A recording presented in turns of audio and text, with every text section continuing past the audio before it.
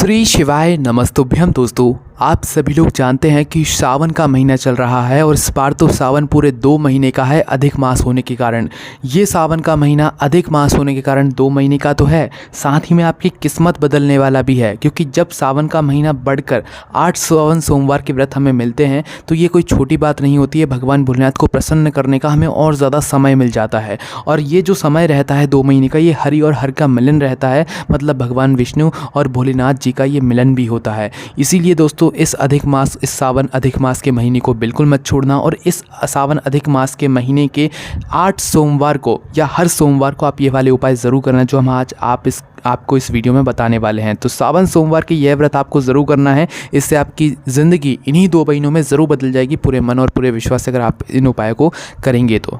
सबसे पहले हम लोग बात करते हैं सावन सोमवार के उपायों के बारे में, जो कि यहाँ पर इस सावन सोमवार में पूरे 8 सावन सोमवार के व्रत पड़ने वाले हैं, जिसमें से पहला जो व्रत पड़ेगा वो यहाँ पर 10 जुलाई 2023 को सावन सोमवार का व्रत पड़ेगा। ठीक है, तो सावन सोमवार के कुछ हम आपको विशेष उपाय बता रहे हैं। इन उपाय को आप किसी भी सावन सोमवार को ज़रूर कीजिएगा।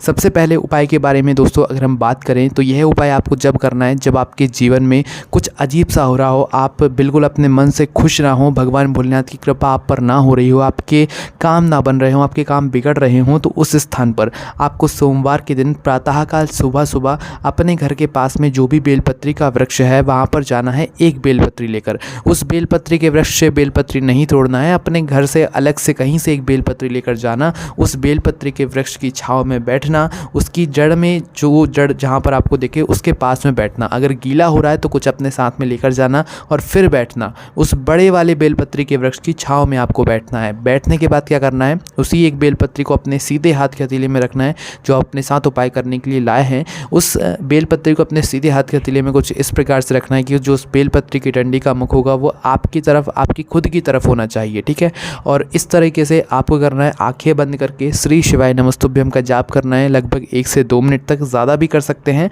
और जाप करने के बाद अपनी मनोकामना को करते हुए इसी बेलपत्र को वहीं पर उस बेलपत्री के वृक्ष की जड़ में समर्पित आप लोगों को कर देना है। ठीक है, उपाय में मात्र इतना करना है, अगर आप लोग अलग से 1 लोटा जल बेलपत्री के वृक्ष की जड़ में समर्पित करना चाहते हैं तो वो भी कर सकते हैं, पर उपाय में तो मात्र आपको यह बेलपत्री का ही उपाय करना है। ठीक है, करके ज़रूर देखिएगा। उसके बाद में दोस्तों दूसरे उपाय के बारे में बात करते हैं। दोस्तों, दूसरा उपाय आपके जीवन में बहुत सारी खुशियाँ ला देगा इस सावन सोमवार में इन उपाय को करने के बाद, है ना। तो इस उपाय में आपको करना क्या है कि 1 घी का दीपक, कितना, 1 घी का दीपक, है ना। तो आपको करना क्या है, सावन सोमवार के दिन प्रातःकाल सुबह सुबह या शाम के समय भी आप इस उपाय को कर सकते हो, कोई दिक्कत नहीं है। 1 गोल बाती का आटे का घी का दीपक आपको तैयार करना है। आटे का नहीं ले रहे हो तो मिट्टी का ले रहे हो तो बिल्कुल नया वह दीपक होना चाहिए। ठीक है, दीपक होने के बाद आपको करना क्या है कि उस दीपक में थोड़ी सी काली तिल डालनी है। 2 तरह की तिल होती है, एक सफ़ेद तिल होती है और एक काली तिल होती है। तो आपको डालनी है काली तिल, भले ही 1 दाना डालो पर कुछ काली तिल के दाने आपको डालना है। फिर इस दीपक को ले जाकर आप भगवान शिव जी के मंदिर में सावन सोमवार में या सावन के महीने में आप भगवान शिव जी के मंदिर में जाकर तुमरुका महादेव जी का नाम लेकर भगवान शिव जी का मंत्र का जाप कर इस दीपक को आप लगाना शुरू कीजिए। आपको भगवान से कुछ मांगने की ज़रूरत नहीं है, कुछ बोलने की ज़रूरत नहीं है, बिना मांगे आपको इस उपाय को करने के बाद सब कुछ मिलने लगेगा। ठीक है, उसके बाद में दोस्तों एक बहुत बड़ा उपाय है जो कि आपको इस सावन महीने में या इस सावन सोमवार के दिन अगर आप लोग करते हैं तो आपके जीवन में बहुत ज़्यादा जो समस्याएं चलती हैं, कष्ट चलते हैं, आप परेशान हो चुके हैं, लोगों के सामने हाथ फैला रहे हैं, जब भी काम नहीं बन रहा है तो उस स्थान पर आपको यह वाला उपाय करना चाहिए। तो इसमें आपको करना क्या है कि सबसे पहली चीज़ कि 1 बेलपत्री आपको लेना है। ठीक है, 1 बेलपत्री लेकर उसकी बीच वाली बड़ी पत्ती पर तो लगाना है आपको पीला चंदन, पूरे में पीला चंदन लगाना है।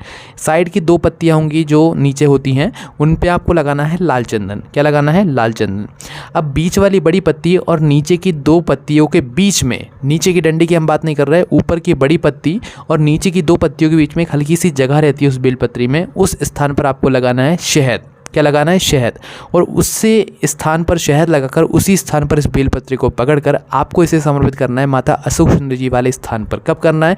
इस सावन के महीने में या श्रावण महीने के सोमवार में किसी भी दिन आप लोग प्रातःकाल सुबह सुबह इस उपाय को कर सकते हैं। तो इस बेलपत्री को आप माता अशोक सुंदरी जी वाले स्थान पर, मतलब बिल्कुल जलाधारी के बीचों बीच समर्पित करें। समर्पित करने के बाद आपको क्या करना है कि शिव जी का कोई भी एक मंत्र बोलना है और अपनी मनोकामना बोलना है। जैसे उदाहरण के लिए श्री शिवाय नमस्तुभ्यम बोलकर आप अपने मन की कामना उस बेलपत्री को समर्पित करते समय बोल दीजिए। बोलने के बाद कुछ क्षण जो है उस बेलपत्री को वहीं पर समर्पित रहने दीजिए। उसके बाद आप अपना 1 लोटा जल अपने साथ में जो आप लेकर गए होंगे वो शिव जी पर चढ़ा दीजिए। ठीक है, उपाय में 1 बेलपत्री और 1 लोटे जल की आवश्यकता होगी, है ना। तो बेलपत्री को माता अशोक सुंदर जी वाले स्थान पर चढ़ाकर 1 लोटा जल भगवान शिव जी पर चढ़ाना है। और 1 लोटा जल आप भगवान शिव जी पर जब चढ़ा रहे हो तो आखिरी में आपको उसी एक धारा को रोक कर जो है अपने लोटे में जल बचा लेना है। कब बचाना है? जब आप शिव जी पर जल चढ़ा रहे हो ना, तो आखिरी में थोड़ा सा जल बचा लेना है और उस जल को आपको इसी बेलपत्र के ऊपर माता अशोक सुंदर जी वाले स्थान पर थोड़ा सा आखिरी में बचाकर समर्पित करना है। पहले शिव जी पर ही चढ़ाना है, आखिरी में थोड़ा सा जल बचा हुआ फिर माता अशोक सुंदर जी वाले स्थान पर इस बेलपत्र पर आपको समर्पित करना है। समर्पित करने के बाद फिर कुछ क्षण रुकना है, फिर इस बेलपत्री को आपको उठाना है माता अशोक सुंदर जी वाले स्थान से, और उठाने के बाद सीधा किसी जलाशय में या किसी भी जो है पानी वाले स्थान पर, शुद्ध पानी वाले स्थान पर चले जाओ, या तो किसी वृक्ष के नीचे चले जाओ, पूजनीय वृक्ष के नीचे चले जाओ और वहां पर जाकर इस बेलपत्री को समर्पित कर दो। या जलाशय के पास गए हो तो वहां पर प्रवाहित कर दो, है ना। प्रवाहित करते समय भगवान से मन से कामना कर देना, आपकी मनोकामना इसी सावन के महीने में ज़रूर पूर्ण हो जाएगी। ठीक है, उसके अंदर दोस्तों आपके एक प्रश्न का उत्तर हम आप लोगों को देते हैं। कुछ लोग सावन के महीने को श्रावण का महीना कहते हैं, कुछ सावन का महीना कहते हैं, तो इसमें कोई अंतर नहीं है। सावन भी श्रावण है और श्रावण भी सावन है, इसमें कोई भी यहाँ पर अंतर नहीं है। तो आप लोग बिल्कुल भी इसमें कंफ्यूज मत हुआ करो, है ना। श्रावण भी सावन है और सावन भी श्रावण है ना। उसके बाद दोस्तों बात करते हैं अगले उपाय के बारे में। दोस्तों जब आप भगवान शिव जी के मंदिर में श्रावण के महीने में जा रहे हो तो उस समय आपको एक बात का बहुत विशेष रूप से ध्यान रखना है कि आप भगवान शिव जी के मंदिर गए, भगवान शिव जी के मंदिर जाने के बाद आप सीधा शिव जी पर जल ना चढ़ाएं। शिव जी पर आपने जल चढ़ा दिया, एक धारा से जल चढ़ाएं। और कितना लोटा जल चढ़ाना है सावन के महीने में? आपको 2 लोटा जल, 1 लोटा जल नहीं चढ़ाना है। ठीक है, क्योंकि अगर आपको इसी 2 महीने में, इसी सावन के महीने में अपनी उस 1 लोटे जल का या 2 लोटे जल का फल चाहिए तो आप अपने साथ में अपने घर से 1 नहीं 2 लोटा जल लेकर जाइए। वो भी कैसे रखकर? पकड़ना आपको अपने सीधे हाथ के हथेली में ही है, 2 लोटा रहेंगे, एक के ऊपर 1 लोटा रखना है। ठीक है, इस तरीके से घर से पकड़कर इन लोटों को लेकर जाना है। भगवान शिव जी के मंदिर आप शिवलिंग के पास में जैसे ही पहुंचते हैं तो सबसे पहले काम आपका यही रहता है शिवलिंग के पास आकर इस 2 लोटे जल को भगवान शिव जी पर समर्पित करना। कैसे करना है? 2 जो लोटे आपके अपने सीधे हाथ के हथेली में रखे हुए हैं, ऊपर वाले लोटे को आप अपने उल्टे हाथ में पकड़ लो और जो सीधे हाथ की हथेली है उसमें तो 1 लोटा रहेगा ही, है ना। अब इस 2 लोटे जल को आपको कैसे समर्पित करना है वो सुनिए। सबसे पहले इन दोनों लोटों को भगवान शिव जी की शिवलिंग के ऊपर कर लीजिए और दोनों को बराबरी के साथ एक धारा के साथ भगवान शिव जी की शिवलिंग के ऊपर आपको इन 2 लोटों जल को 2 धारा बनाकर समर्पित करना है। एक अलग अलग समर्पित नहीं करना है, दोनों लोटों जल को एक धारा के साथ एक साथ समर्पित करना है, एक साथ शुरू करना है और एक साथ दोनों का जल समाप्त होना चाहिए। इस तरीके से भगवान शिव जी पर आपको जल चढ़ाना है। और अगर आप लोग चाहें इस स्थान पर जब आपका कभी मन कर जाए श्रावण सोमवार में तो एक पात्र में तो जल ले लो और एक पात्र में दूध ले लो और दोनों को 1-2 धार बनाकर एक साथ बराबरी में शुरू करो और बराबरी में समाप्त करो। तो एक लोटे से आप दूध चढ़ाओ और 1 लोटे से आप जल चढ़ाओ। इसका भी बहुत विशेष फल मिलता है श्रावण महीने में या श्रावण महीने के सोमवार में इस एक दूध की धार और एक जल की धार एक साथ चढ़ाने से। ठीक है, आप करके जरूर देखिएगा, आपको खुद यहाँ पर फल की प्राप्ति होगी। उसके बाद दोस्तों जब आप भगवान के मंदिर से निकलते हैं ना तो अगर आप हो सके तो भगवान नंदिया के पास में बैठकर श्रावण महीने में भगवान शिव जी को निहारते हो अगर आप अपने मन की बात बोलेंगे ना तो भगवान शिव जी आपसे बहुत प्रसन्न होंगे और आपके मन की बात उन तक जरूर पहुंच जाएगी। क्योंकि नंदिया के चरणों में बैठकर भगवान शिव जी को देखकर अगर आप कोई बात बोलोगे तो नंदिया बाबा पहले सुनेंगे, वही बात नंदिया बाबा भगवान शिव जी तक पहुंचा देंगे। शायद वह बात आपकी सीधे भगवान शिव जी तक ना पहुंच पाए पर नंदिया के कानों में पहुंच गई तो वो बिल्कुल बहुत जल्दी भगवान शिव जी तक पहुंच जाएगी। ठीक है, उसके बाद में दोस्तों भगवान शिव जी की जो चौखट होगी श्रावण के महीने में भगवान शिव जी की चौखट को मत छोड़ना, क्योंकि उस चौखट पर वो गण रहते हैं जो गण भगवान शिव जी के बहुत प्रिय होते हैं और उनसे अगर आपने कोई भी बात बोल दी और उनसे आपको बोलने की ज़रूरत नहीं रहती। पहली बात तो भगवान शिव जी की चौखट पर एक मणिभद्र जो है गण रहते हैं और यहाँ पर अगर आप लोग थोड़ा सा 1 बूंद जल भी चढ़ा रहे हैं, एक चावल का दाना भी चढ़ा रहे हैं, एक बेलपत्र भी चढ़ा रहे हैं तो आपने अगर उस स्थान पर कुछ बोला भी नहीं है ना तो आपके मन की बात, आपके दिल की बात मणिभद्र गण पढ़ लेंगे और वो भगवान शिव जी तक सीधा पहुँचा देंगे कि भाई इसके जीवन में ये समस्या चल रही है, भगवान बोलना तो आप इसे दूर कर दो, है ना। तो इसीलिए भगवान शिव जी की चौखट को इस श्रावण के महीने में आप लोग हल्का में मत लेना। भले ही 1 हरे मूंग का दाना, 1 चावल का दाना, 1 बेलपत्र, थोड़ा सा 2 बूंद जल बच गया, भाई 2 ही चढ़ा दो, आपको बहुत विशेष फल की प्राप्ति होगी, करके ज़रूर देखिएगा। उसके बाद में दोस्तों ये श्रावण का महीना है तो श्रावण के महीने में आपको जो है एक बहुत ही विशेष फूल है जो कि भगवान शिव जी पर ज़रूर समर्पित करना है। कौन सा वो फूल है वो आप सुन लीजिए, पारिजात का फूल। पारिजात का फूल होता है ऐसा जो कि रात में खिलता है, सुबह आपको मिलता है। ठीक है, पारिजात का फूल देखने में जो है मतलब पीछे से जो है यहाँ पर आप लोगों को ऐसा दिखता है कि जो मतलब आगे का हिस्सा तो इसका सफ़ेद कलर का होता है, पीछे का जो होता है वो संतरे कलर का होता है ना। तो पारिजात का फूल मात्र 1 फूल पूरे श्रावण के महीने में नियम हो जाए तो भाई अच्छी बात है, अन्यथा श्रावण सोमवार तो जो आ रहे हैं उन श्रावण सोमवार तो मात्र एक आपको पारिजात का फूल लेना है। किसका? एक पारिजात का फूल लेकर नियम बनाकर भगवान शिव जी पर चढ़ाना चालू कर दो। कुछ मत बोलो इस श्रावण महीने में भगवान शिव जी से, मनोकामना भी मत बोलो, कुछ मत बोलो। खुद ब खुद आपके जीवन से दुख और समस्याएं दूर होंगी और आप देखकर चमत्कार हैरान हो जाएंगे। ठीक है, पारिजात का फूल में बहुत ताकत होती है, बहुत भगवान जी की शक्ति होती है। तो एक पारिजात का फूल भगवान शिव जी पर चढ़ाने का नियम आप लोग इस श्रावण के महीने में बना लो। उसके बाद दोस्तों धतूरा और धतूरे का फूल कितना महत्वपूर्ण होता है श्रावण के महीने में, वो भी आप लोग सुन लीजिए। भगवान शिव जी पर धतूरा चढ़ाने का बहुत विशेष महत्व होता है।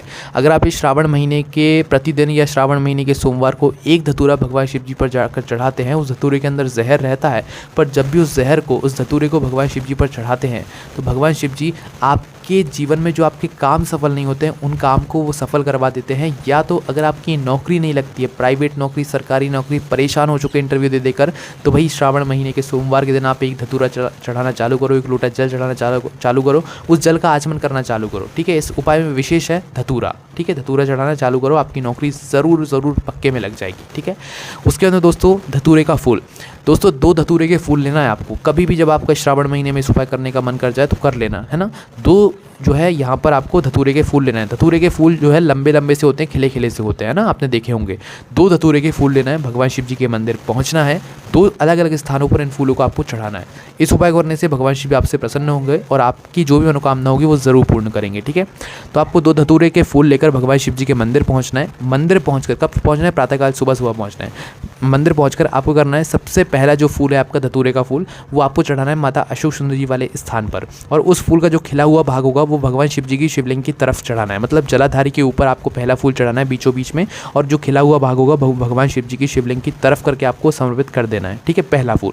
दूसरा फूल जब आप भगवान शिव जी पर समर्पित करेंगे, मतलब दूसरा फूल आपको भगवान शिव जी के ऊपर ही समर्पित करना है ना। तो दूसरा फूल आपको भगवान शिव जी की शिवलिंग के ऊपर समर्पित करना है, और जब वह फूल आप समर्पित करेंगे ना तो उस फूल का मुख आपको अपनी तरफ करके समर्पित करना है। एक फूल जो आपने अशोक सुंदर जी वाले स्थान पर चढ़ाया है उसका मुख आपको शिवलिंग की तरफ करके रखना है, और जो शिवलिंग पर फूल चढ़ा रहे हैं उसका मुख अपनी तरफ करके भगवान शिव जी को प्रार्थना आपको कर लेना है। ठीक है, 2 मिनट श्री शिवाय नमस्तुभ्यं का जाप चाहो तो आप लोग कर सकते हो। उसके बाद में दोस्तों जो अगला उपाय है वो ये है कि इस उपाय में आप लोगों को लेना है शमी का फूल। क्या लेना है? शमी का फूल। शमी का फूल देखा होगा आप लोगों ने, शमी पत्र नहीं लेना है, शमी का फूल लेना है। शमी का फूल ले जाकर इस श्रावण के महीने में या श्रावण महीने के सोमवार के दिन कभी भी पहुंचना, प्रातःकाल सुबह एक नई कटोरी में मतलब जो है शमी के फूल को रखना, भगवान नंदी बाबा के पास में आकर बैठना, 108 बार महामृत्युंजय मंत्र का जाप करना। जाप करने के बाद इसी फूल को भगवान नंदी बाबा के पास से उठकर भगवान शिव जी पर चढ़ाकर आ जाना। दोस्तों ये वो उपाय हैं जिन उपायों को करके आपको इनका फल ज़रूर मिलेगा। आप अपनी मनोकामना मत बोलो, आप कुछ मत बोलो, बस उपाय करो, मन से उपाय करो, भगवान से प्रार्थना करो। इतना सा काम करना है आपको इन्हीं 2 महीनों के अंदर। इस सावन अधिक मास बहुत ही विशेष ये महीने पड़ रहे हैं इस बार, तो भाई मौके मत छोड़ना। बहुत विशेष मौके उपाय हमने आपको पहले ही बता दिए हैं। इस पूरे श्रावण में जब चाहे जब आप इस उपाय को कर लेना, इन उपाय कर लेना। और कुछ उपाय जो हमने आपको सावन सोमवार के बताएं वो आप सावन सोमवार के दिन ही करना, विशेष फल की आपको प्राप्ति होगी। तो इन सभी उपाय करने में अगर आपको कोई भी समस्या आती है तो आप हमसे कमेंट करके पूछ सकते हैं, और जो हम आपको उपाय बताते हैं वो अच्छे से सुनकर समझकर उसके बाद ही बताते हैं। तो आपको जो है उपाय सही करना, तभी आपको उनका फल मिलेगा। और यही उपाय बिल्कुल सही तरीके से आप हमारी वेबसाइट भोलेनाथभक्ति.com पर जाकर आराम से बैठकर पढ़ सकते हैं। ठीक है, तो वहाँ पर जाकर भी आप लोग अपने प्रश्न जो भी हैं वो पूछ सकते हैं। कोई भी समस्या थी कमेंट करके पूछ सकते हैं। ओम नमः शिवाय, जय भोले बाबा, श्री शिवाय नमस्तुभ्यं।